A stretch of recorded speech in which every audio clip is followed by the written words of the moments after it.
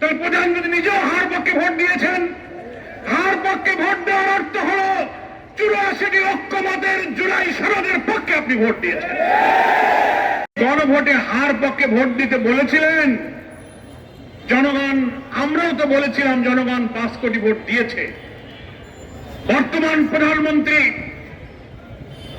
নির্বাচনের আগে শহীদ আবু সাইদের কবর জিয়ারতে গিয়ে যে বলেছিলেন যে হ্যাঁ আপনারা গণভোটে হার পক্ষে ভোট দেন, আমরা বিশ্বাস করি প্রধানমন্ত্রী নিজে যেহেতু হার পক্ষে ভোট দিতে বলেছিলেন, তাহলে প্রধানমন্ত্রী নিজেও হার পক্ষে ভোট দিয়েছেন।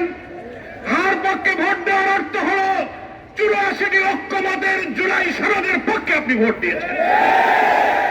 সমস্ত সাংবিধানিক সংস্কারের পক্ষে আপনি ভোট দিয়েছেন। স্বরাষ্ট্রমন্ত্রী যদি আপনি হার পক্ষে ভোট দিয়ে থাকেন তাহলে আপনি জুলাই সনদের পক্ষে ভোট দিয়েছেন। গণভোটের ব্যালটে কোনো নোট অফ ডিসেন্ট ছিল না, সমস্ত সংস্কারের বিষয়গুলো গণভোটে ছিল। 5 কোটি মানুষ ভোট দিয়ে আপনাদের নোট অফ ডিসেন্টকে বাতিল করে খারিজ করে দিয়েছে। আপনারা পেয়েছেন 50-51 বার ভোট, আর গণভোটে জুলাই সনদের পক্ষে দিয়েছে 70 ভাগ ভোট।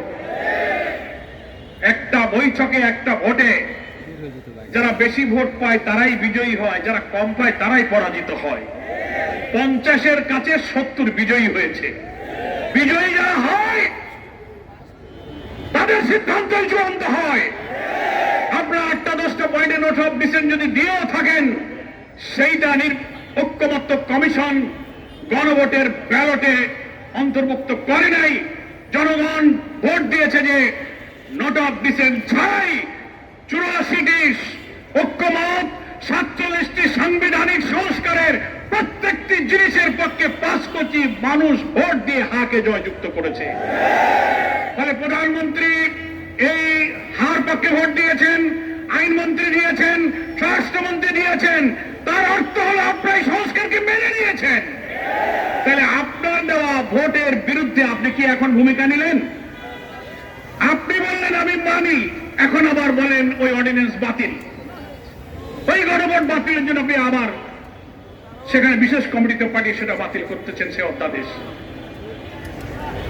আপনার ঐক্যমত্য কমিশনে 9 মাস ধরে এই জুলাই সনদ তৈরি করা, আইনি ভিত্তি দেওয়ার জন্য একটি গণভোটের প্রয়োজন, রাষ্ট্রপতির আদেশের প্রয়োজন, সংবিধান সংস্কারের প্রয়োজন, এই সব আলোচনায় কিন্তু আপনারা ছিলেন। তখন তো একটা আপত্তি করেননি, না বলেননি। রাষ্ট্রপতির সংবিধান সংস্কারের আদেশটা জারি হয়েছে 25 সালের নভেম্বর মাসের 13 তারিখে। নভেম্বর গেল, ডিসেম্বর গেল, জানুয়ারি গেল, ফেব্রুয়ারির 12 তারিখে ভোট হলো। এই 3-4 মাসে তো আপনারা বলেননি যে রাষ্ট্রপতির আইন অবৈধ, আমরা মানি না। আপনি তো বলেননি গণ সংস্কার পরিষদ মানি না। আপনি তো বলেননি জুলাই সনদের এই সব আমরা মানি না। 4 মাস চুপ করেছিলেন কেন? ভোট হয়ে গেল, ইঞ্জিনিয়ারিং হলো, সরকার গঠন করে চেয়ারে বসে এখন ফ্যাসিবাদী কর্তৃত্বশীলদের মতো ক্ষমতাকে কাজে লাগিয়ে জনগণের আকাঙ্ক্ষাকে আপনি বাতিল করতে চাচ্ছেন। তাহলে আমরা কি বলতে পারি না, জনগণ বলতে পারে না যে প্রধানমন্ত্রী, যে আইনমন্ত্রী, যে স্বরাষ্ট্রমন্ত্রী হাতে ভোট দিয়ে সংস্কারের পক্ষে দিল, এখন আবার সেই গণভোট বাতিলের জন্য আপনি আইন জারি করতেছেন? তাহলে আপনি কি বিচারিতা করছেন না? এটা কি জবাব দেবেন? আমরা বিশ্বাস করি আপনি যদি হাতে ভোট দিয়ে থাকেন তার অর্থ দাঁড়ালো আপনার নিজের পক্ষে আপনি নিজে অবস্থান গ্রহণ করেছেন।